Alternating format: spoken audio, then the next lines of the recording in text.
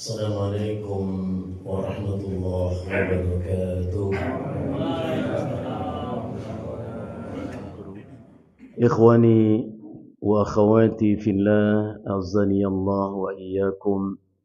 Bapak-bapak dan ibu-ibu, saudara-saudaraku yang saya cintai karena Allah, kita memuji Allah Jalla wa'ala sebagai ungkapan syukur kita kepada Allah. Dan memang semestinya kita selalu bersyukur kepada Allah. Ingatkan diri kita agar tidak lalai, tidak lupa untuk bersyukur kepada Allah. Mengamalkan firman Allah dalam Al-Quran surat Fatir ayat yang ketiga. Allah Subhanahu wa ta'ala berfirman, A'udzu billahi minasyaitonir rajim. Ya ayyuhan nas, uzkuru ni'matallahi 'alaikum. Wahai manusia, kata Allah, uzkuru, ingatlah oleh kalian. Apa mesti diingat?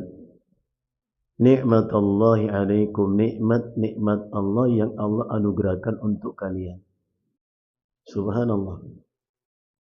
Berarti jangan lupakan nikmat itu, karena dengan ingat nikmat kita syukur nikmat. Al-Imam Al-Hakim dalam Mustadraknya menyebutkan suatu riwayat dari Aisyah radhiyallahu anha. Rasulullah bersabda, "Ma an'ama Allahu 'ala 'abdin ni'matan fa'alima annaha min 'indillah illa kataballahu syukrahu qabla an yashkura." Kata Nabi, tidaklah seorang hamba diberi Allah satu kenikmatan, lantas hamba itu mengerti betul nikmat itu dari Allah. Nikmat itu dari Allah. Jadi pesannya adalah setiap kita mendapat nikmat, yakin itu dari Allah. Karena dalam surat An-Nahl 53 Allah berfirman, "Wa ma bikum min ni'matin fa min Allah." Maka nikmat apapun yang ada padamu itu dari Allah. Kalau hamba Allah itu tahu betul, sadar betul nikmat itu dari Allah, illa kataballahu lahu syukrahu, maka Allah catat sudah untuknya syukur nikmat qabla ayyashkura, sebelum lisannya mengucap kata syukur. Masya Allah. Karena tidak mungkin lisan mengucap kata syukur kalau hati enggak mengerti itu nikmat dari Allah. Sebaliknya kata Nabi, wa ma adznaba 'abdun damban fa'alima fanadima 'alaih, dan tidaklah seorang hamba berbuat dosa dan ia tahu itu dosa, lantas menyesalinya. Tidaklah seorang hamba melakukan satu kesalahan, dia tahu itu salah dan dia menyesali kesalahannya itu, illa kataballahu lahu maghfiratahu qabla an yastaghfira, maka Allah catat sudah untuknya ampunan sebelum lisannya mengucap kalimat minta ampun. Apa pesannya? Belajar kita mengasah kepekaan hati, perasaan kita. Kalau salah, ya salah. Kalau dosa, ya dosa. Hanya orang yang tahu salah yang bisa memperbaiki kesalahan. Hanya orang yang tahu dosa yang bisa bertobat atas dosa itu. Walaupun faktanya tidak demikian. Banyak orang menutupi kesalahan dan kesalahan yang lainnya. Wal'iyadzubillah. Di antara nikmat Allah yang patut kita syukuri, alhamdulillah, di kesempatan pagi hari ini kembali kita diberikan Allah kemudahan dan kesempatan untuk menambah kebaikan-kebaikan kita, untuk memperbanyak khazanah amal saleh kita. Mudah-mudahan Allah Subhanahu wa taala anugerahkan untuk kita ilmu yang bermanfaat, rizki yang diberkahi, dan amal-amal yang diterima di sisinya. Seperti doa yang sering diucap Nabi usai salat subuh, seperti dikatakan oleh Ummu Salamah radhiyallahu anha. Sering Nabi usai salat subuh beliau mengucapkan, Allahumma inni as'aluka ilman nafi'a wa rizqan tayyiba wa amalan mutaqabbala. Minta kepada Allah. Karena doa itu kata Ibnu Qayyim min aqwal asbab, Doa itu merupakan sebab yang dominan, faktor utama. Diperolehnya apa yang kita inginkan, dijauhkan apa yang kita harapkan. Itu doa. Masya Allah. Nabi selalu berdoa. Allahumma inni as'aluka ilman nafi'a. Ya Allah, sungguh aku meminta kepada ilmu yang bermanfaat. Wa rizqan thayyibah, rizki yang baik dan penuh berkah. Wa amalan mutaqabbala, dan amal-amal yang selalu diterima di sisimu ya Allah. Beliau juga mengucapkan, Allahumma inni a'udzubika min ilmin la yanfa' wa min qalbin la yakhsha' wa min nafsin la tashba' wa min da'watin la yustajabu laha, atau wa min du'ain la yusma'. Ada beberapa riwayat. Nabi mengatakan, Allahumma inni a'udzubika min ilmin la yanfa'. Ya Allah, sungguh aku meminta perlindungan kepadamu dari ilmu yang tidak bermanfaat. Ilmu bermanfaat itu ilmu seperti apa? Ilmu yang membuat kita mengenali mana yang baik dari yang buruk, mana yang ma'ruf dari yang mungkar, mana yang halal dari yang haram, mana yang manfaat dari yang mudarat. Dan benar sikap kita ini hanya melakukan yang baik, menjauh yang buruk. Hanya melakukan yang manfaat bukan yang mudarat, itu yang bermanfaat. Tapi kalau kita sekedar tahu baik dan buruk, tapi buruk yang kita ambil, kita lakukan, tidak bermanfaat ilmu itu. Masya Allah. Tahu halal haram, tapi yang kita ambil yang haram, enggak bermanfaat ilmu itu.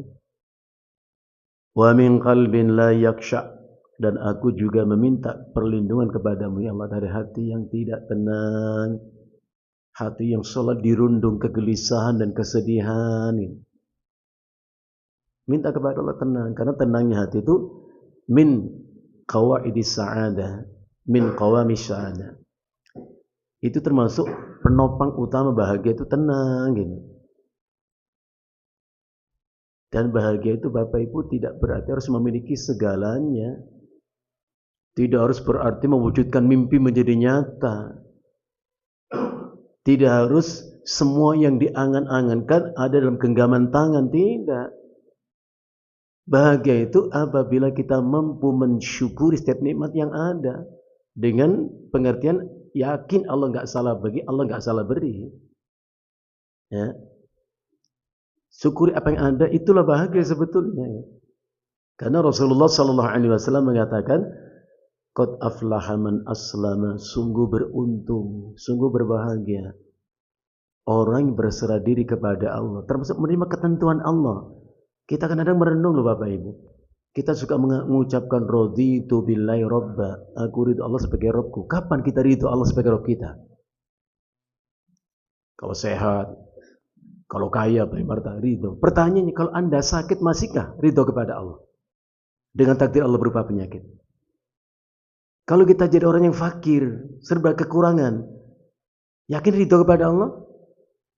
Atau jangan protes kepada Allah, Allah tidak adil. Allah tebang pilih, Allah pilih kasih.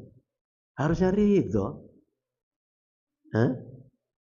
Qad aflaha man aslama, sungguh beruntung, berbahagia orang berserah diri kepada Allah, menerima semua ketentuan Allah. Kalau kita senang berarti kita sadar diuji Allah, syukur atau kufur. Kalau kita susah, diuji Allah sabar atau mengeluh, hanya itu hidup itu. Anda kaya, Anda diuji Allah syukur atau kufur. Yang miskin diuji sabar atau mengeluh. Masya Allah.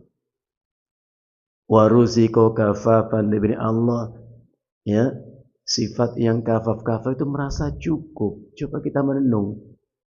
Sampai detik ini apa yang ada bersama di rumah kita, yakin Bapak Ibu merasa cukup?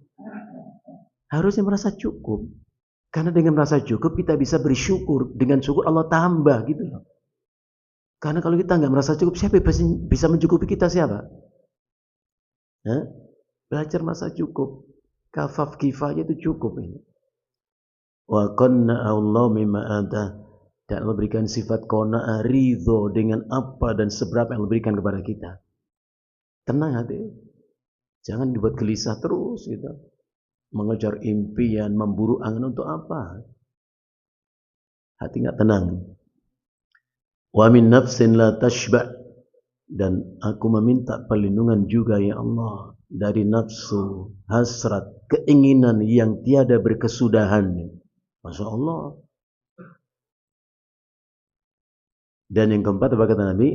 Wa min du'ain la yusma', atau dakwatin la yustajabulah. Dan aku berlindung kepadamu dari doa yang tidak diijabah. Nas'alullah al-'afwa wal-'afiyah. Bapak-bapak dan ibu-ibu yang saya hormati dan yang saya muliakan, Al-Imam Muslim dalam kitab sahihnya menyebutkan satu riwayat yang diterima dari An-Nawas ibn Sam'an Al-Ansari radhiyallahu anhu. Sahabi Al-Jalil, sahabat Nabi yang mulia, namanya An-Nawas bin Sam'an radhiyallahu anhu. Dia berkata, Sa'altu Rasulullah sallallahu alaihi wasallam 'anil birri wal itsmi. Saya pernah bertanya kepada Rasulullah sallallahu alaihi wasallam tentang kebaikan dan dosa. Al-bir itu salah bahasa, artinya kebaikan. Al-itsmu artinya dosa. Di dalam kitab Az-Zurar As-Sunniyah dijelaskan bahwa ucapan An-Nawas bin Sam'an ini mengisyaratkan kepada kita, semestinya seorang muslim itu tidak berdiam diri dalam ketidaktahuan, terutama tentang agamanya. Wajib seorang muslim memahami, mengetahui agamanya. Dan sahabat hanya menjadikan Rasulullah satu-satunya literasi, rujukan dalam memahami agama. Hanya Rasulullah. Jadi syariat itu bukan hasil diskusi, hasil kesepakatan nalar pikiran manusia, tidak. Karena itu Rasulullah perintahkan itu. Dalam hadis Imam Muslim juga disebutkan riwayat Rasulullah bersabda, Ala inna rabbi amarani an u'allimakum ma jahiltum mimma 'allamani yaumi hadza, kata Nabi. Ketahuilah sesungguhnya Allah Rabbku perintahkan aku untuk apa? Untuk mengajarkan ilmu kepada kalian tentang sesuatu yang kalian jahil terhadapnya. An u'allima, aku ajarkan kepada kalian. Ma jahiltum, apa yang kalian jahil terhadapnya. Mimma 'allamani yaumi hadza, di antara apa yang Allah ajarkan kepadaku hari ini. Dengan demikian ilmu itu bisa kita fahami. Apa itu ilmu? Ilmu adalah apa yang Allah ajarkan lewat lisan Rasulnya kepada kita. Itu ilmu dimaksud. Yang wajib menuntutnya itu. Ilmu apa yang Allah ajarkan lewat lisan Rasulnya kepada kita. Ya, itulah ilmu. Bukan ilmu-ilmu yang lain, karena gendam, ya, korupsi. Itu butuh ilmu, Pak. Kalau enggak ya ketangkap dong. Bukan ilmu itu gitu loh. Pelet, gendam, ya, santet, itu ilmu juga. Bukan itu yang dimaksud. Jadi ilmu yang dimaksud adalah ma'allamahu Allahu ala rasulih. Apa yang Allah ajarkan lewat lisan Rasul kepada kita. Jadi rujukan sahabat cuma sahabat adalah Rasulullah sallallahu alaihi wasallam. Ya. Karena itu sepakat para ulama termasuk Imam Asy-Syafi'i rahimahullah. Beliau mengatakan ajma'al muslimun, sepakat kaum muslimin. Ai imam kaum muslimin. Termasuk imam madzhab sepakat apa? Ala anna man istabana lahu sunnatun an Rasulillah sallallahu alaihi wasallam, bahwa barang siapa yang sudah jelas baginya, istabana itu artinya jelas baginya, faham ia sunnah Rasulullah sallallahu alaihi wasallam, tahu hadisnya, faham maknanya, ngerti sanad hadis itu, fala yahillu lahu ayyada'a li qawli ahad, maka tidak halal baginya untuk meninggalkan sunnah yang dia tahu itu karena mengikuti perkataan seseorang. Haram. Itu kata Imam Syafi'i. Maka kita harus belajar ayat, belajar hadis. Udah paham? Itu yang dipegang, diamalkan. Haram meninggalkan hadis Nabi karena mengikuti perkataan orang lain. Termasuk Imam Ahmad ibn Hanbal mengatakan sama. Ajibtu liqaumin araful isnada wa sihhatahu thumma dhaba ila ra'yi Sufyan. Saya heran, kata Imam Ahmad. Orang-orang yang telah mengerti betul sunnah Nabi SAW, tahu sanad hadisnya, bisa menyebutkan hadis itu matanya, kemudian pergi meninggalkan hadis itu, mengambil perkataan Sufyan. Aneh. Termasuk Imam Malik rahimahullah, beliau mengatakan, idza sahhal hadis wa madhhabi, kalau sahih hadis itu itulah pendapatku. Walaupun diucap juga Imam Syafi'i, karena Imam Syafi'i itu gurunya satu di antara Imam Malik bin Anas rahimahullah, gurunya Imam Syafi'i. Jadi idza sahhal hadis wa madhhabi, kalau benar sahih hadis itu itulah pendapatku. Enggak mungkin menyelisih hadis. Masya Allah. Bahkan Imam Syafi'i sendiri mengatakan, idza qultu qawlan fasnatu Rasulillah sallallahu alaihi wasallam yukhalifuhu. Kalau saya mengatakan satu perkataan, kata Imam Syafi'i, dan terdapat sunnah Rasulullah sallallahu alaihi wasallam yang menyelisihi, beda dengan ucapanku. Apa artinya?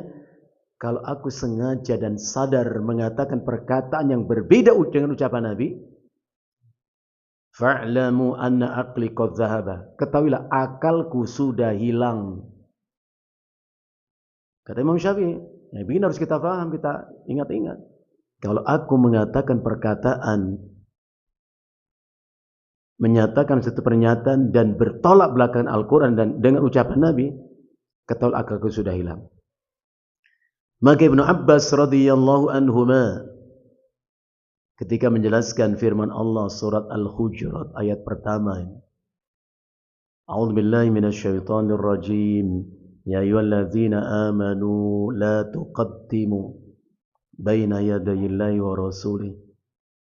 Wahai orang-orang yang beriman, jangan kalian mendahului Allah dan Rasulnya. Itu terjemahannya.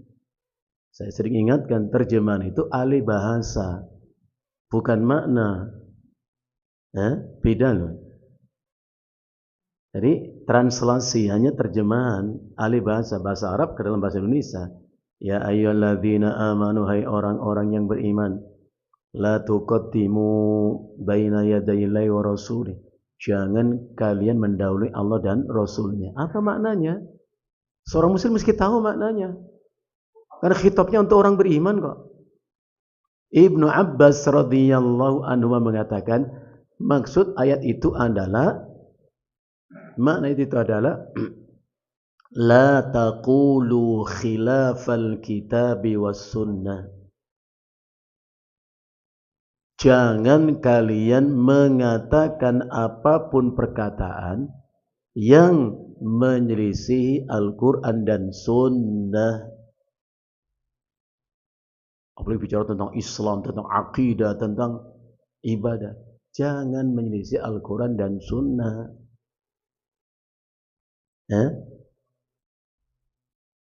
Oleh karena itu, Al-Imam Abdullah ibn al-Mubarak rahimahullah, beliau mengatakan al-isnadu minad din. Sanad, riwayat atau dalil atau hujjah, imma itu ayat atau hadis, minad din. Itu merupakan bagian utama dalam memahami agama kita. Artinya setiap kita membahas tentang suatu bagian daripada agama kita, akidah atau ibadah, sudah ada literasi di benak kita. Ini ayatnya, ini hadisnya. Bukan ekstraksi pola pikir kita sendiri. Bukan karena perasaan kita. Jadi ini merupakan dasar, prinsip, Pak. Bicara tentang agama harus ada sanadnya, ada riwayatnya, ada dalilnya. Walaulal isnadu laqala man sya'a ma sya'a. Sebab kalau tidak dengan menunjukkan hujjah, bukti dalil, maka akan ada orang mengatakan apapun yang dia suka. Ada orang mengatakan seseorang fulan bisa menghatamkan Al-Quran dalam satu hari 360.000 kali. Di mana sanadnya? Siapa bisa melakukan itu? Hah? Gedabrus yang begitu, hanya bisa ngomong saja. Tapi orang percaya, ya, menghatamkan Al-Quran satu hari bisa 360.000 kali. Wow, siapa yang bisa, sahabat melakukan itu? Coba komparasikan dengan ucapan Nabi. Man qara'al Qur'ana aqalla min 3 layal lam yafqahu. Nah, itu hadis bisa kita tunjukkan. Siapa yang membaca khatam Al-Quran kurang dari 3 hari, pasti nggak paham. Itu hadis. Loh, ini khatam sampai 360.000 kali sehari. Kalau ditanya, ada sanadnya? Anda nggak paham. Beda makom. Ini kan makom wali. Anda siapa? Ya sudah kalau begitu. Hah? Ada yang mi'raj menghadap Allah 70 kali. Nabi cuma sekali. Nabi itu sekali. Pertanyaan kita, di mana sanadnya? Gimana kita bisa menilai itu sebagai satu kebenaran? Dengan dalil, Anda tidak nyambung. Anda orang awam. Ini orang mempunyai manzilah makom yang Nabi nggak gitu-gitu amat ya. Hah? Masya Allah. Maka atas pertanyaan An-Nawas bin Sam'an, Nabi memberikan penjelasan sederhana, bisa difahami. Rasulullah menyampaikan dengan qaulan wajizan, kalimat sederhana tapi mencakup semua kebaikan. Rasulullah mengatakan ketika ditanya oleh Sam'an, ya, Nawas bin Sam'an tadi, mal birru wa mal ithmu, kebaikan itu apa ya Rasulullah? Jadi dia menanyakan tentang kebaikan yang merupakan wujud nyata ketaatan kepada Allah yang membuahkan pahala. Ya, jadi ketaatan kita itu akan membuat kita berbuat kebaikan-kebaikan dan akan mendapatkan pahala. Sebagaimana ia juga bertanya tentang keburukan-keburukan yang merupakan bukti kemaksiatan orang kepada Allah dan buahnya adalah dosa. Maka harus dengan singkat menjawab, al-birru husnul khuluqi. Kebaikan itu berangkat dari akhlak yang mulia. Artinya tidak mungkin ada kebaikan, tidak mungkin ada pahala, enggak mungkin ada ketaatan tanpa akhlak yang mulia. Imma akhlak kepada Allah dalam ibadah atau akhlak sesama kita dalam muamalah. Akhlak utamakan. Jadi kalau kita mengatakan sesuatu yang tidak berdasarkan Al-Quran dan Sunnah, Anda tidak berakhlak kepada Allah, tidak berakhlak kepada Rasulullah. Masya Allah. Jadi semuanya berangkat akhlak. Maka harus diutus pun untuk mengajar kita berakhlak kepada Allah dalam ibadah, kepada sama kita dalam muamalah. Ya. Jadi kalau kita beramal soleh dengan niat ikhlas karena Allah, mengharap ridho Allah, itulah akhlak kita kepada Allah. Maka sering kita sampaikan, apa sih Pak, Ibu, orientasi kita dalam hidup kita ini? Apa yang kita cari dalam hidup kita itu? Dalam amal kita, apa yang kita cari sebetulnya? Harusnya seorang muslim mukmin mengatakan, apapun yang kita lakukan dalam hidup ini, orientasi kita adalah yabtaghuna fadlan minallahi wa ridwana. Mencari karunia Allah, kemuliaan dari Allah dan ridho Allah. Ridho Allah yang kita cari. Itulah akhlak kita kepada Allah. Jadi apapun yang kita amalkan merupakan representasi wujud nyata taat kepada Allah. Itulah akhlak dan itulah kebaikan-kebaikan kepada sesama manusia baik. Mengamalkan firman Allah, wa aqsin kama aqsanallahu ilaik. Berbuat baiklah kepada sesama kalian sebagaimana Allah berbuat baik kepada kalian. Jadi kita baik sama orang itu karena memang taat kepada Allah, itu perintah Allah.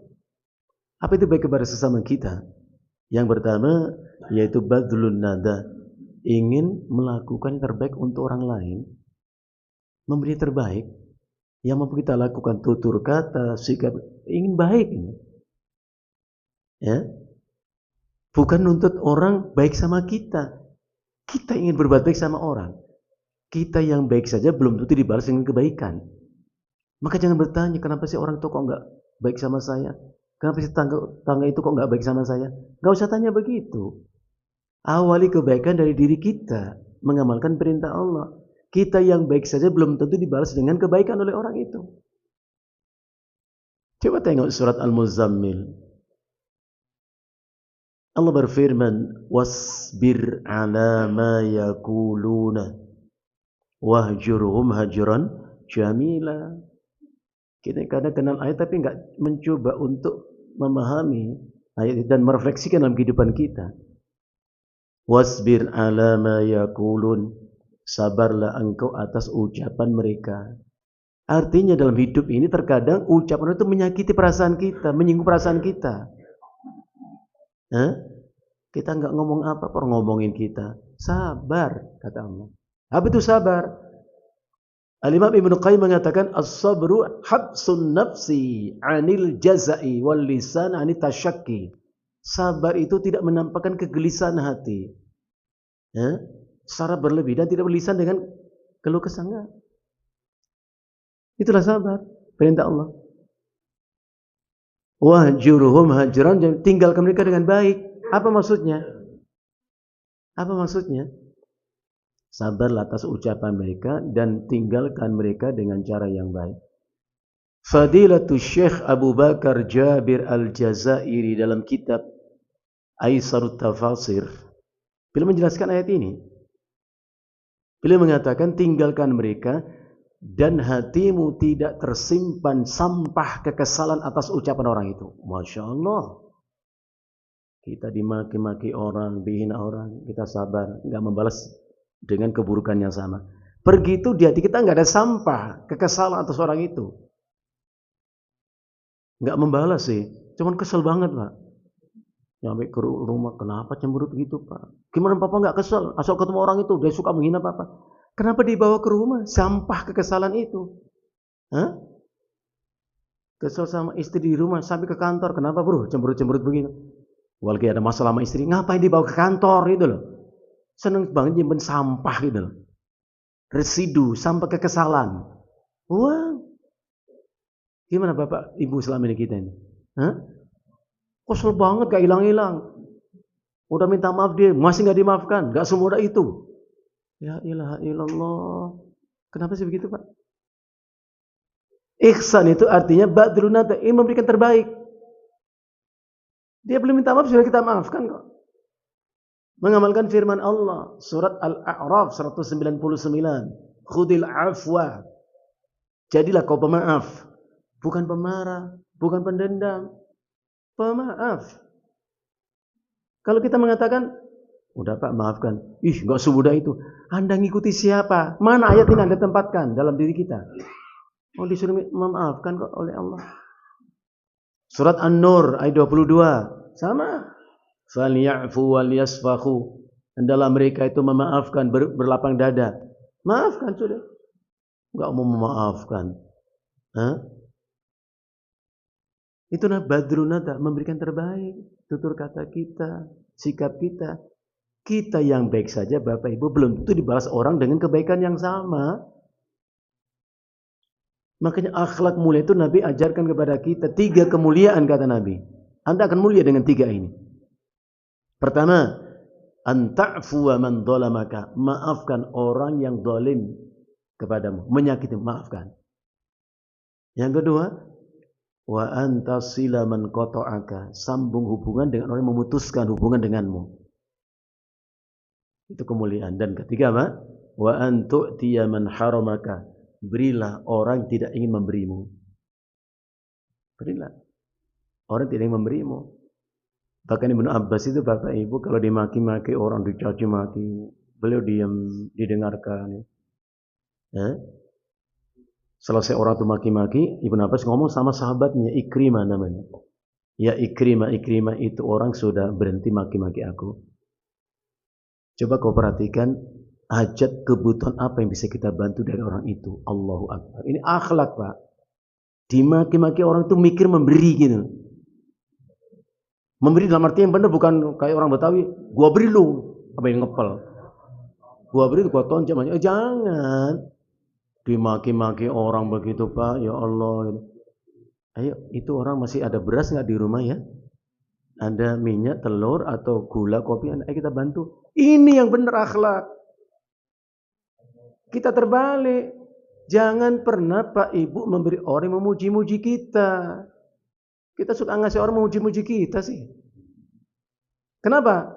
Karena kalau orang memuji lantas kita beri ini dan itu, esok atau lusa bila kita tak lagi memberi dia, maka pujian kemarin akan menjadi cacian hari ini. Pak Haji mah pelit sekarang. Kenapa? Nggak ngasih aku lagi. Biasa kan ngasih aku Pak Haji. Kita suka begitu. Kita belajar, amalkan ilmu kita. Memaki-maki kita, kasih apa yang kita bisa bantu. Kasih dia sembako apa gitu. Itu, akhlak itu begitu Pak. Ustaz gimana penjelasannya? Bapak Ibu yang saya hormati, saya muliakan. Ingat, orang yang benci kepada kita, mungkin dia jujur ketika memaki-maki kita. Kenapa? Karena ia tidak pernah lelah mencari keburukan kita. Jadi memaki itu artinya menyebutkan keburukan. Orang kok pelit, orang kok itu keburukan disebut. Itulah memaki, menghina itu. Mungkin dia jujur karena nggak lelah mencari keburukan kita. Dan orang yang cinta kepada kita mungkin berdusta dia dalam memuji kita. Apa pesannya? Jangan bangga dengan pujian, jangan resah risau dengan cacian. Nggak ada ngaruh apa-apa. Kalau kita masih merasa, saya mulia ini karena banyak muji-muji saya orang. Anda tertipu, maghrur, tertipu oleh perasaan Anda sendiri. Nggak ada pengaruh apa-apa.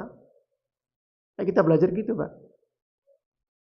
Jadi ingin memberi yang terbaik kepada siapapun, tutur kata kita, sikap kita. Ya kalau kita belum bisa menyenangkan orang, minimal jangan menyusahkan orang. Kalau belum bisa memberi orang, jangan ngambil hak milik orang. Ini ngambilin orang, punya orang mulu itu. Ya Allah, jahatnya. Namanya badlun nada. Give the best, berikan terbaik untuk siapapun. Ya. Yang kedua, kaful ada, menandir untuk tidak menyakiti walaupun kita disakiti. Pak, kenapa marah gitu? Gimana saya nggak marah? Dia suka maki-maki saya. Memang kalau dimaki boleh marah gitu kita? Terus gimana ayat itu tadi? Al-Muzammil. Wasbir ala ma yaqulun. Sabarlah atas ucapan mereka. Gimana saya nggak marah? Saya bilang monyet. Saya dibilang monyet. Gimana saya nggak marah? Terus bawa jadi monyet? Enggak sih. Terus apa masalahnya? Di mana masalahnya? Kalau dibilang monyet langsung jadi monyet kita. Nah, kita marah. Enggak tuh. Tetap ganteng ya. Tetap rapi pakainya. Apa masalahnya? Ada kaidah yang mengatakan faqidu syai' la yu'ti. Ini penting. Faqidu syai' la yu'ti. Itu kaidah. Artinya orang yang tidak memiliki sesuatu tidak mampu memberi sesuatu. Artinya hanya orang punya sesuatu bisa memberi sesuatu. Dari situ kita belajar. Hanya orang yang memiliki kemuliaan di hatinya yang bisa memuliakan orang lain. Dia orang mulia. Dia nggak bisa menghina. Kenapa? Dia nggak punya kehinaan dalam dirinya. Sebaliknya, kalau ada orang suka menghina, suka apapun dihina, memang itu yang dia punya. Yang dia punya itu kehinaan. Yang diberikan pun hinaan untuk orang lain. Dia nggak bisa memuliakan karena dia nggak punya kemuliaan. Coba kita renungkan. Jadi kalau kita suka menghina orang, sadar kau memang orang hina.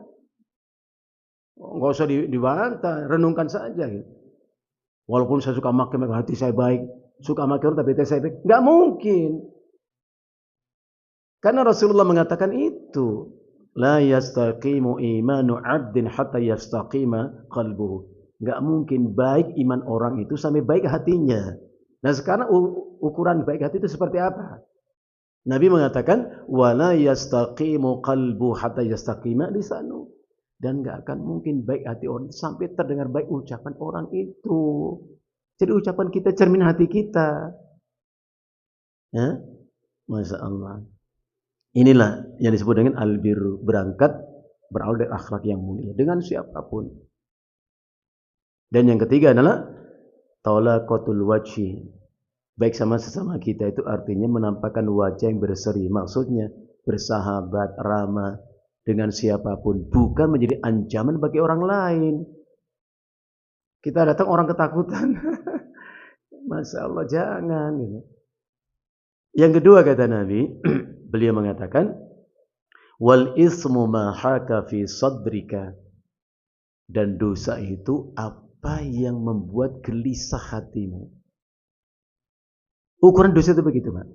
Dosa maksiat itu artinya membuat orang itu gelisah.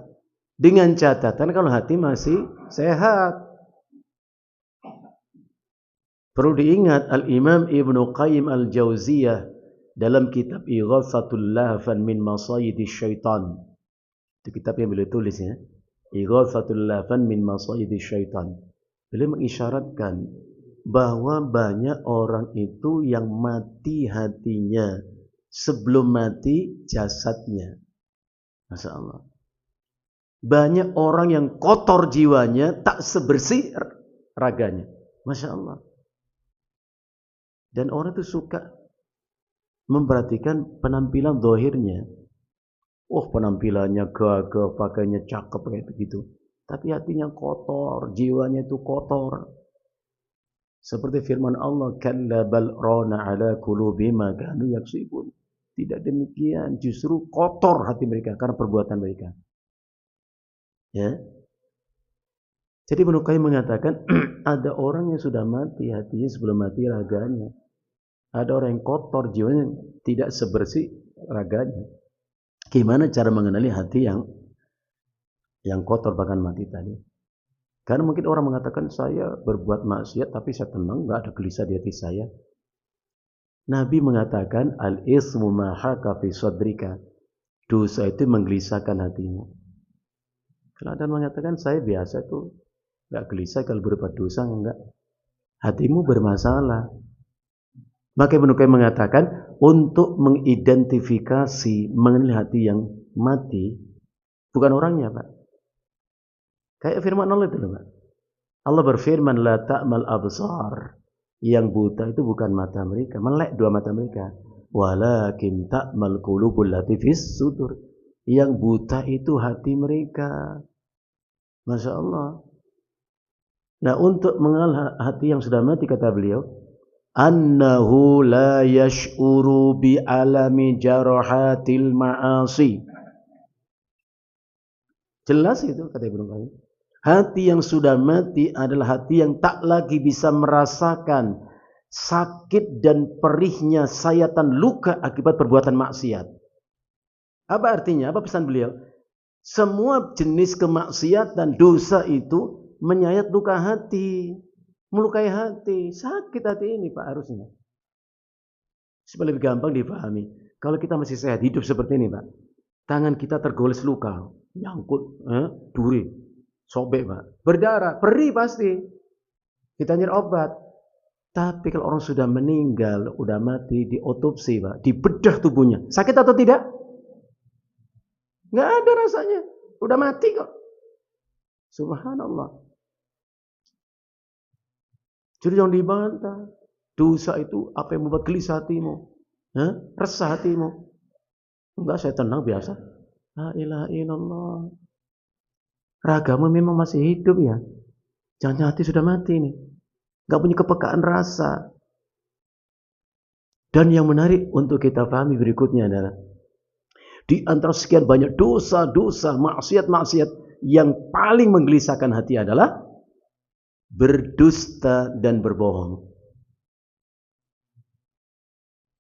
Al-Imam At-Tirmidzi dalam kitab Sunannya dan Syalbani mensahihkan hadis ini di mana Rasulullah sallallahu alaihi wasallam bersabda,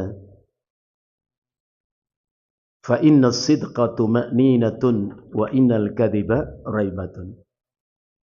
Gampang Nabi sampaikan kepada kita. Nabi itu mudah menjelaskan kepada kita. Fa inna as-sidqa tuma'ninatun. Kejujuran itu menghadirkan ketenangan di hatimu. Wa innal kadhiba raibatun, dan berdusta itu menggelisahkan hatimu. Lagi-lagi kalau hati masih waras, masih sehat, Pak. Hati mati ya lain lah. Ya. Jadi dosa membuat gelisah. Saya itu bohong, enggak tuh, biasa saja. Allahu Akbar. Gitu kok ngaku umat Nabi, kan aneh Pak ya. Nabi ngomong apa enggak didengarin, dibantah. Seolah salah ucapan Nabi itu. Saya banyak dosa, tapi enjoy saja kok. Allahu Akbar. Dan Imam Ibnu Mandur rahimahullah ta'ala mengatakan, al-kadhibu naqidus sidqi. Bohong itu artinya ya lawan dari kata jujur. Apa itu jujur? Ya, kita bisa mengatakan as-sidqu muwafaqatul khabar bil waqi'. Jujur itu artinya adanya keselarasan, kesesuaian antara yang diberitahukan dengan kenyataan. Akurat, sinkron, Pak. Apa yang disampaikan itu yang ada dalam kenyataan. Namanya jujur. Lawannya adalah bohong. Apa itu bohong? Mukhalafatul khabar bil waqi'. Adanya ketidaksesuaian antara yang disampaikan dengan kenyataan. Maka beliau mengatakan wal kadzabu yuqallibul haqa'iq. Orang yang bohong itu memutarbalikkan fakta. Yuqallibul haqa'iq. Memutarbalikkan fakta. Contoh, kalau saya bertanya Bapak, Ibu, kajian kita pagi ini sudah cukup atau belum? Kan gitu, gampang pertanyaannya. Udah cukup atau belum? Kalau Bapak bilang, sudah cukup Ustaz, ya saya tutup, kita pulang. Atau belum cukup, kan belum syuruk. Nunggu waktu syuruk sekalian nanti sholat sunnah. Jadi kita lanjutkan dikit lagi. Bapak nggak boleh mengatakan, sudah, tapi belum. Kan nggak jelas. Ya, Pak, Ibu, waktu kajian kita udah cukup atau belum? Sudah Ustaz tapi belum. Nggak boleh begitu. Itu nifak. Akhir bulan suami pulang kerja gitu, Pak, ini kan sudah akhir bulan gitu. Udah gajian atau belum? Sudah mah, tapi belum. Yang jelas kenapa sih ngomong itu? Sudah ya sudah, belum ya belum. Ya, Ma, uang belanja sudah habis apa belum? Sudah Pak, tapi belum. Masya Allah, coba perhatikan baik-baik. Kita nggak pernah sebut orang kok, nggak pernah sebut orang. Sifat Imam Asy-Syafi'i rahimahullah, seperti yang dinukil oleh Al-Imam Az-Zahabi dalam kitab Siyar A'lam An-Nubala.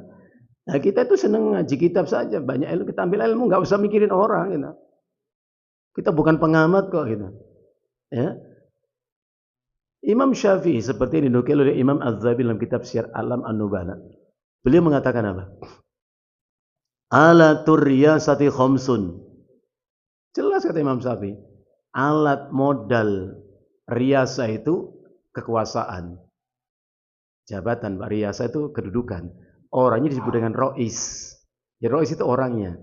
Kenapa disebut rois? Karena mendapat riyasah. Ya. Maka istilah roisul jumhur. Roisu jumhur. Apa artinya? Presiden. Rois itu ya, jumhur itu kan republik. Roisu jumhuriyati. Apa gitu? Lah, pemimpin itu modalnya 5, alatnya 5 kata Imam Syafi'i. Dalam skala kecil kita juga pemimpin, jangan salah. Tengok orang mulu ya, kita juga pemimpin. Kullukum ra'in, setiap kamu pemimpin. Dalam skup yang lebih kecil di rumah tangga kita pemimpin, Pak. Modalnya itu 5 gitu kata Imam Syafi'i. Perhatikan. Pertama, sidqul lahjati. Kalau ngomong itu jelas, enggak boleh pemimpin itu bicara dengan kata yang bersayap. Enggak boleh menyampaikan narasi yang membuat orang salah interpretasi gitu. Enggak boleh, Pak. Jelas. Kata bersayap orang jadi bingung memahaminya. Apalagi di kita suka ada kebiasaannya enggak baik gitu. Ada sebenarnya tes ombak gitu loh, Pak. Menyampaikan pernyataan nanti dilihat orang protes enggak? Protes, dirubah. Diklarifikasi. Masya Allah. Dia buat satu kebijakan. Coba dulu orang protes nggak? Protes. Dirubah lagi kebijakan. Nggak cerdas begitu itu. Hah? Coba dengarkan ucapan Nabi Shallallahu Alaihi Wasallam. Ini dikeluarkan Imam Ibnu Majah dalam kitab Sunannya. Rasulullah mengatakan, wala takallam bikalamin ta'tadir minhu. Jangan engkau mengatakan perkataan apapun yang membuat kamu kemudian merasa bersalah dan minta maaf. Itu ucapan Nabi. Jangan mengatakan perkataan apapun yang membuatmu merasa bersalah dan minta maaf. Sekali, dua kali mungkin kita tergelincir, zalal namanya. Slip of tongue, nggak sengaja. Tapi itu kebiasaan, memang nggak cerdas orang itu. Asal ngomong apa, orang ribut, diklarifikasi. Maaf bukan begini. Orang dengar apa dari Anda, ya itulah yang dipahami. Orang sekian banyak diklarifikasi, oh bukan itu maksud kami. Narasi Anda itu memang membuat orang salah interpretasi. Bukan saling mendengar, saling mengucap. Ya, itu ucapan Nabi ya. Wala takallam bikalamin ta'tadir minhu. Jangan kalian mengatakan perkataan kalian minta maaf dan merasa bersalah. Kan sering gitu Pak. Ngomong apa, minta maaf. Enggak bijak gitu. Jadi, pertama adalah sidqul lahjati. Kalimatnya jelas gitu, enggak bersayap. Enggak multi interpretasi. Ini maksudnya gitu. Yang kedua, model pemimpin itu adalah kitmanus sirri.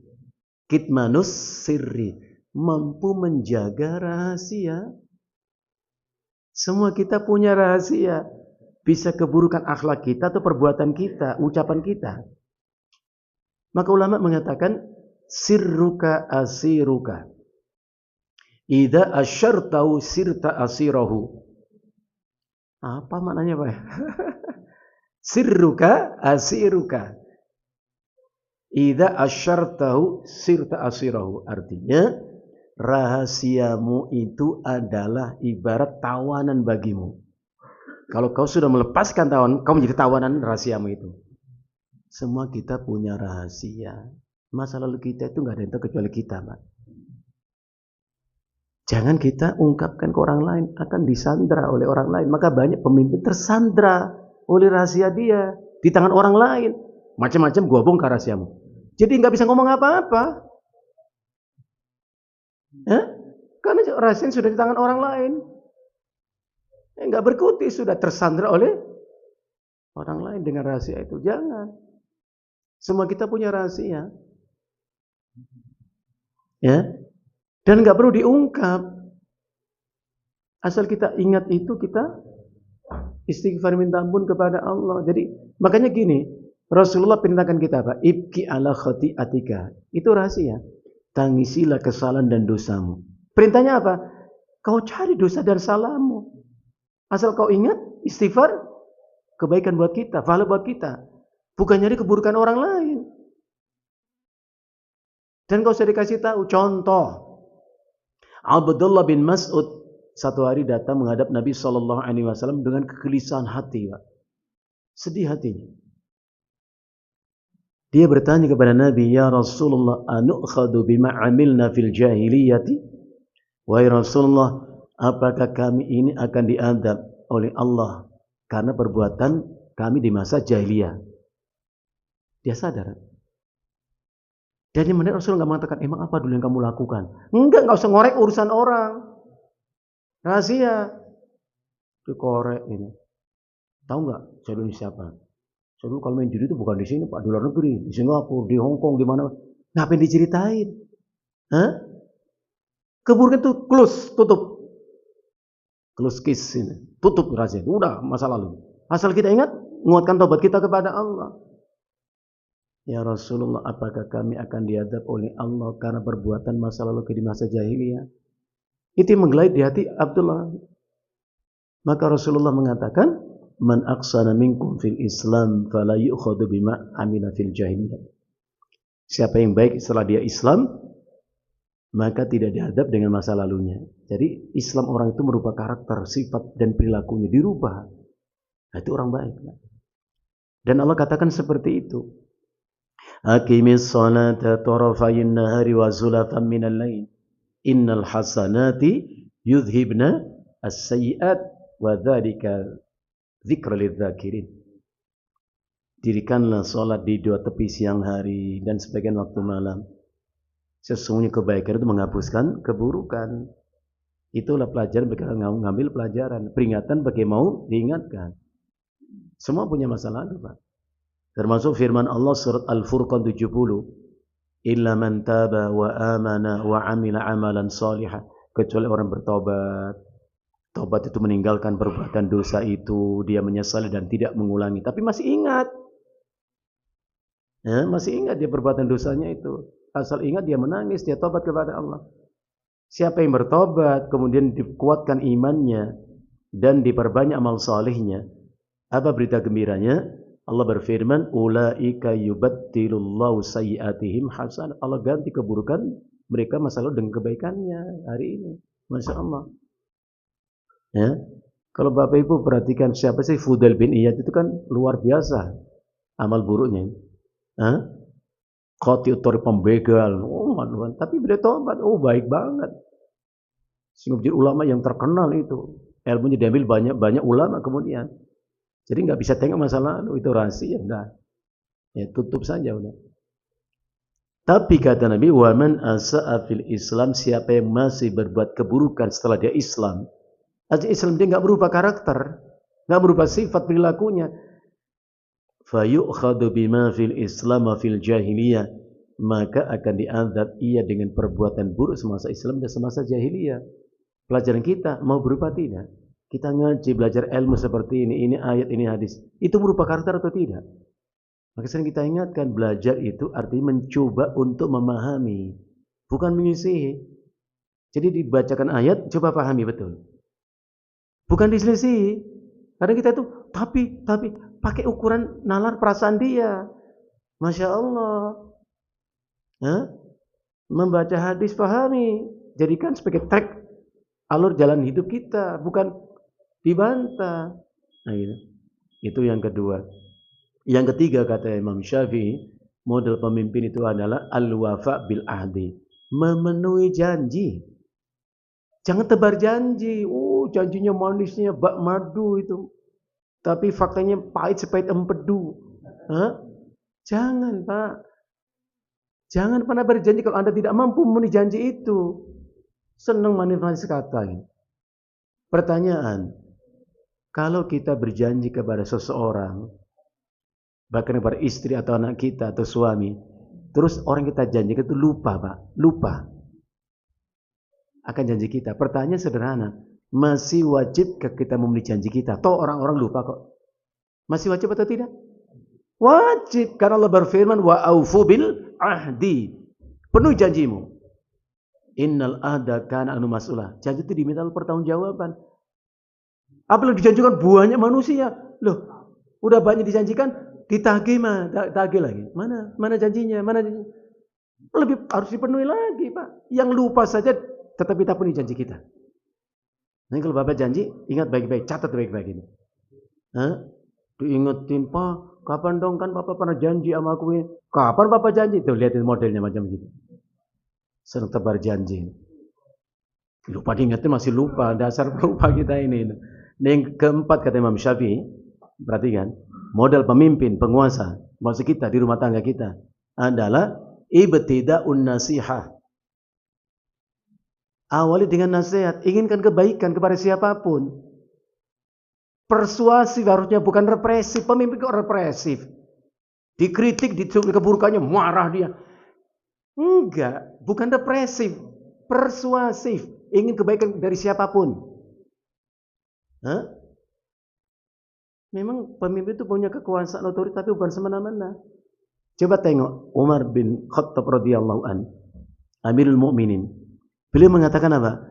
Rahimallahu imra'an ahda ilaina uyubana. Semoga Allah merahmati seseorang. Siapa? Orang yang berkenan menunjukkan aib dan kekurangan kami. Allahu Akbar. Pemimpin berharap untuk diingatkan aib dan keburukannya. Bukan represif, marah, seolah sempurna, enggak begitu. Harus persuasif, didekati dengan nasihat. Ya, diinginkan kebaikan untuk siapa? Kan Anda itu bagian daripada yang Anda pimpin. Ya, ini kalau sudah jadi pemimpin soal beda kasta Pak, beda klaster gitu kan. Hah? Ya Allah gitu. Ketemu Salman Al-Farisi, Salman coba kau katakan apa yang kau tahu dari keburukanku. Dikritik enak ya Pak.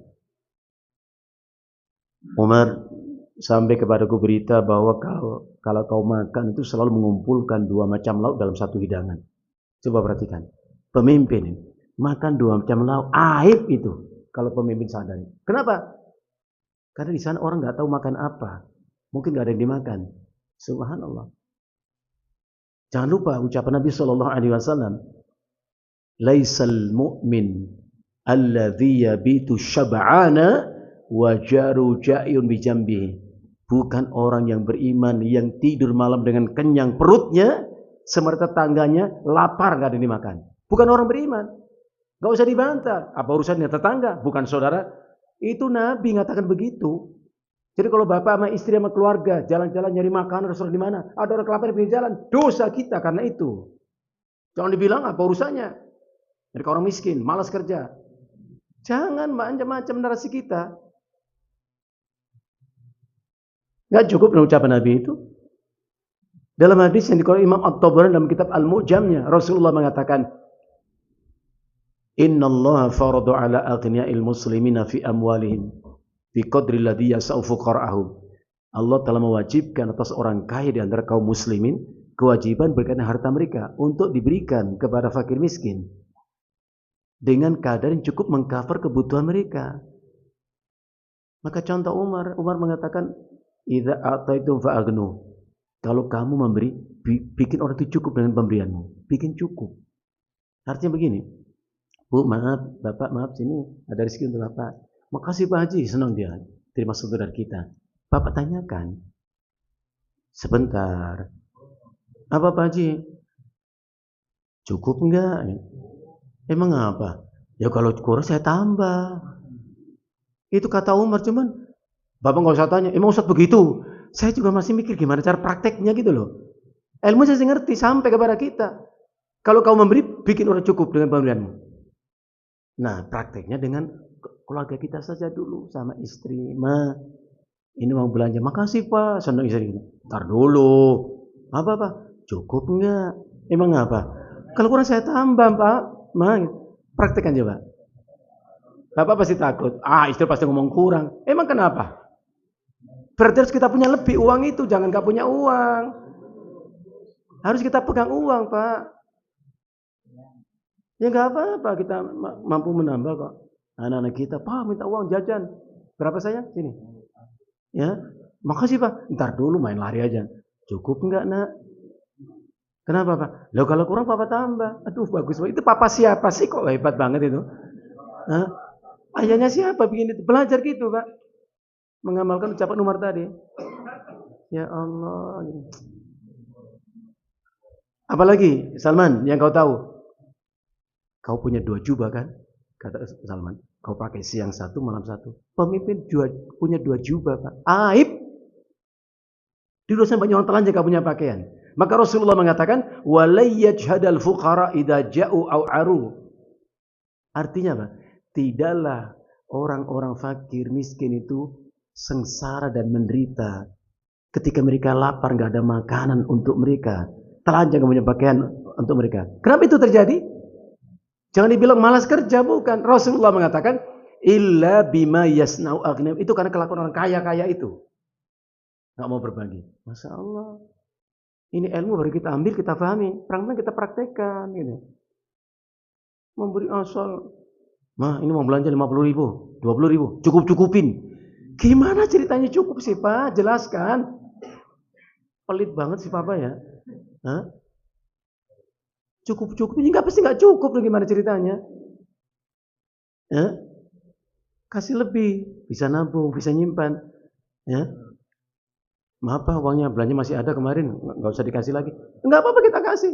Oh, kita punya uang kok. Ini Bapak punya duit untuk siapa? Untuk kebutuhan mereka kok.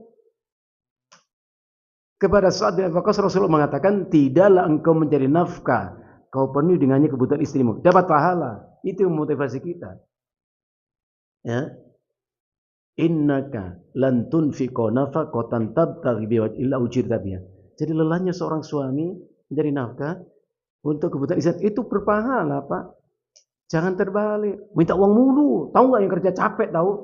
Itu memang tugas kita, tugas kita. Istri itu diem saja nggak dosa kok, Pak. Emang ada ayat yang jadi ada. Tengok saja An-Nisa 34 itu. Ar-rijalu qawwamuna 'alan nisa. Laki-laki itu pemimpin bagi wanita. Bima faddalallahu ba'dhum 'ala ba'd. Allah lebihkan laki dibanding perempuan. Wa bima anfaqu min amwalihim, kata Allah. Karena laki itu, suami itu wajib memberi nafkah dari harta mereka. Berarti kita harus punya harta. Harus. Minta rokok malah suruh istri beli rokok, duit istri pulang. Tega amat itu suami itu. Yang terakhir kata Imam Syafi'i, ya, pemimpin itu modalnya kelima adalah adaul amanah, menunaikan amanah. Jadi riasa kepemimpinan itu amanah. Jabatan itu amanah, bukan kesempatan berbuat semena-mena, bukan amanah. Nanti minta pertanggungjawaban. Ketidakadilan kita kepada istri anak itu nanti dituntut di akhirat, Pak. Cukuplah terakhir saya sampaikan di kesempatan ini. Tengoklah firman Allah surat Al-Baqarah itu ya. Yauma yafirrul mar'u min akhihi wa ummihi wa abi wa sahibatihi wa bani. Allah ngasih tahu kita, hari itu seseorang bertemu dengan saudara kandungnya, dia lari, menjauh dari saudara kandungnya. Ketemu bapak ibunya, dia lari, menjauh. Ketemu istri dan anaknya, dia lari. Pertanyaan kita kan sederhana, kenapa lari ya? Padahal saudara kita, bapak ibu kita, anak istri kita itu orang kita cintai. Rindu kita selalu ada bersama mereka. Bahagia saat bersama mereka. Kenapa lari? Ibnu Katsir menjelaskan, karena hari itu diselesaikan semua urusan. Saudara yang dolim sama saudaranya, selesai nanti di akhirat. Anak yang dolim sama ibu bapaknya, selesai nanti di akhirat. Suami yang dolim sama istrinya, selesai nanti di akhirat. Maka hari itu Allah sebut dengan Yaumul Fasli. Hari diselesaikan semua urusan. Masya Allah. Maka hati-hati jangan berbuat dolim kepada siapapun. Jadi kesimpulannya begitu, Bapak. Kebaikan itu berangkat dari akhlak yang mulia. Berarti kita harus mengupgrade ya, memberi akhlak kita. Baiknya akhlak itu kelihatan di sikap perilaku kita, tutur kata kita. Jadi nggak usah mengatakan saya orang yang jujur, saya nggak pernah bohong. Itulah kebohongan lah, udahlah. Suka mendeklar begitu nggak perlu. Hah? Kepalsuan semua kalau begitu. Kayak tadi Imam Abu Hanifah. Ada orang mengatakan saya nggak pernah bohong sekalipun. Ama hadza biwahidah. Bukan itu satu kebohongan kamu. Nggak usah. Ya, buktikan saja kejujuran itu dengan tindak perilaku kita. Gitu. Dan yang kedua dosa adalah yang membuat kita gelisah.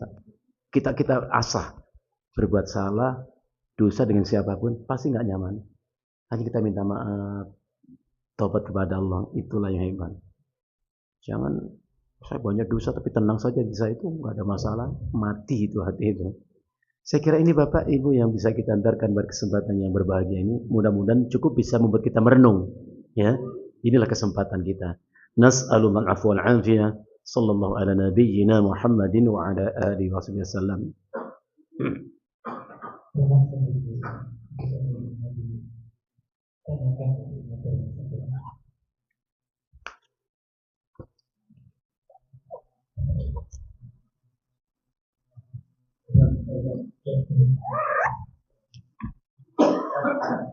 Gimana caranya orang yang bisa memahami kita malah memberikan Nah, kita harus sadar bahwa akhlak itu apa sih, Pak? Kan tadi kebaikan hanya dari akhlak yang mulia. Asy-Syaikh Abu Bakar Jabir Al-Jazairi rahimahullah dalam kitab Minhajul Muslim, beliau mengatakan akhlak ialah hayatun rasikhatun fin nufus. Sifat watak perangai sudah tertanam dalam diri manusia. Itu memang sudah ada, Pak. Bayi lahir itu sudah punya sifat. Coba Bapak renungkan, lihat anak-anak kita. Bapak punya anak berapa? 3, 4, 5. Itu bedanya beda watak, Pak. Itulah akhlak. Tasduru anha aqwalun wa a'malun. Yang muncul dari akhlak, dari watak perangai tadi, perkataan atau perbuatan. Bisuhulatin duna takalluf, dengan mudah tanpa beban. Jadi kalau terdengar ucapan orang itu baik, otomatis baik, kalau ngomong baik, itu akhlak yang baik. Kalau spontan jelek ucapannya, itu memang akhlak, nggak bisa pencitraan, Pak, nggak bisa pura-pura, nggak bisa dipoles. Walaupun akhlak itu bisa berubah. Artinya, kalau orang akhlaknya buruk, ya itu memang akhlak dia. Kita nggak bisa tuntut dia baik sama kita. Kita yang memahami. Sehingga orang kita mengatakan sing waras ya kudu ngalah. Ada orang gila, gila beneran Pak. Maki-maki kita gitu. Kita tahu itu orang gila, ya Bapak diam. Coba kalau kita Bapak ladeni, orang bingung yang gila yang mana. Jangan-jangan dua-duanya gila. Hah? Jadi nggak bisa nuntut orang baik Pak. Itu akhlak. Coba Bapak renungkan firman Allah surat Al-A'raf 199 tadi. Khudil afwa. Maafkan dia. Dia menyakiti kita. Kita disuruh memaafkan yang tersakiti ini. Yang kedua, wa'mur bil urfi. Perintah orang berbuat baik. Aja orang jangan ngomong begitu. Dan nasihati. Yang ketiga, menarik. Bagaimana Bapak mengidentifikasi poin ketiga ini? Wa'rid anil jahilin. Abaikan orang bodoh. Kita tahu dari mana orang itu bodoh, tahu dari mana? Gak boleh kita mengatakan, kamu bodoh. Gak boleh. Kita ngerti, kita paham ucapan orang itu, perbuatan orang itu tanda menunjukkan kebodohan. Maka sering kita ingatkan, hati-hati dengan ucapan kita loh Pak. Bisa mempertegas keilmuan kita, atau bahkan kebodohan kita. Ucapan orang itu kelihatan Pak. Ya, bahkan bahasa tubuh itu kelihatan, itu orang bodoh. Nah kalau kita tahu bodoh, kenapa harus diambil hati? Allah mengatakan, wa'arid, berpalinglah, abaikanlah sikap orang bodoh. Tapi nggak boleh dengan kata, dasar orang bodoh. Nggak usah, diem saja. Kenapa diladeni? Maka tadi saya bilang Pak, kita nggak bisa nuntut orang baik kepada kita. Awali kebaikan dari diri kita. Kita yang sudah baik saja belum tentu dia baik sama kita. Terus apa? Nggak bisa dong, ya biarin aja. Bapak dimaki-maki orang, Bapak sabar. Nggak membalas, nggak pahala buat kita. Dosa buat dia. Nah, biar aja dia senang dosa kok dia maunya. Jadi kalau Bapak Ibu masih senang memaki-maki orang, berarti kita senang ngumpulin dosa. Gak usah diceritakan, walaupun saya kasar, omong saya itu orang baik kok. Nggak bisa, udahlah, terserah Anda. Bahkan Al-Quran mengatakan, Pak, gini Pak. Orang yang kita nasihati nggak berubah, tetap berbuat maksiat. Apa yang kita katakan? I'malu ala makanatikum fa ini amil. Ya sudah, lakukan apa yang kamu lakukan. Udah aku nasihati, lakukan silakan. Mau judi, mau mabuk, silakan. Aku pun beramal, nanti di akhirat diselesaikan oleh Allah.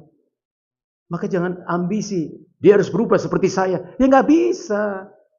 Nabi sampai wafat masih banyak orang kafir, banyak orang musyrik. Apa gagal dakwah Nabi? Tidak, dakwah itu at-tabligh, menyampaikan.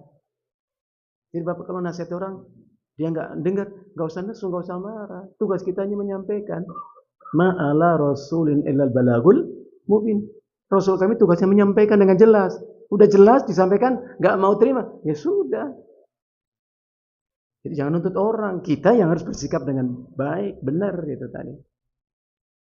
Jadi tidak membalas keburukan yang sama. Wallahu a'lam bishawab.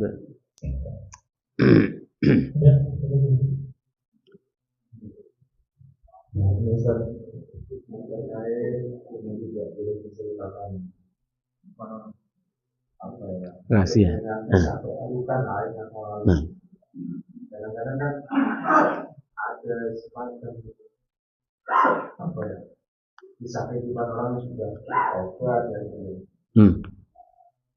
terus kemudian juga ada kadang-kadang pertanyaan yang jujur ya kamu dulu, nah misalkan seperti itu, bagaimana kita? Karena juga kita tidak sampaikan tentang pertanyaan itu. Yang dimaksud itu tadi adalah ta'azzuz, merasa bangga dan senang dengan keburukannya itu. Ya. Ingat Rasulullah sallallahu alaihi wasallam bersabda, "Kullu ummati mu'afa." Setiap umatku itu akan diampuni oleh Allah. Ya. Karena Allah berfirman, "Ma asabakum min musibah fabima kasabat aydikum wa ya'fu an katsir." Itu ayat. Musibah apapun menimpa dirimu karena perbuatanmu, dan Allah banyak memaafkan dosa dan salahmu. Jadi kita itu ada kesempatan untuk dimaafkan oleh Allah. Illal mujahirin, kata Nabi. kecuali orang melakukan dosa dengan ijhar. Nabi ngasih contoh. Ini contoh, Pak. Ada orang berbuat dosa malam hari. Allah tutupi dosa orang itu dengan gelapnya waktu malam dan orang pada tidur nggak tahu. Ada orang berbuat dosa malam itu pagi menyesal dan mengatakan, Rabbi adnabtu dzamban faghfirli. Ya Allah, semalam aku berbuat dosa, ampuni aku. Allah ampuni. Cuman orang itu tidak lakukan itu. Sampai pagi hari dia mengatakan kepada teman-temannya, orang lain, dia mengatakan, ya fulan, fa'altul barihata kada wa kada. Teman, tahu nggak semalam saya ngapain? Saya malam begini-gini. Itu ini maksud, ta'azus. Kalaupun diungkapkan ada hikmah, seperti kisah Fudail bin Iyad tadi, ya jelas itu pelajaran, nggak ada masalah. Tapi kalau Bapak menyebutkan masa lalu rahasia itu dengan bangga diri, itu yang nggak boleh. Apa yang Allah sudah tutupi jangan dibuka, itu maksudnya. Karena semua kita punya, rahasia itu punya. Nggak usah, Pak, tahu nggak siapa dulu? Nggak sangka ternyata dulunya dia begitu. Katanya mendowngrade diri kita sendiri. Ya, orang nggak percaya sama kita. So alim lo, emang gua nggak tahu siapa lo dulu. Ya kan kacau kalau udah begitu. Nah, tadi saya kasih contoh Abdullah bin Mas'ud sedih dengan masa lalunya. Yang mana Rasulullah nggak tanya, apa sih yang kamu lakukan dulu? Enggak. Nah, termasuk Hudzaifah bin Yaman. Hudzaifah bin Yaman mengatakan, ya Rasulullah, inna kunna fi jahiliyatin wa syarrin.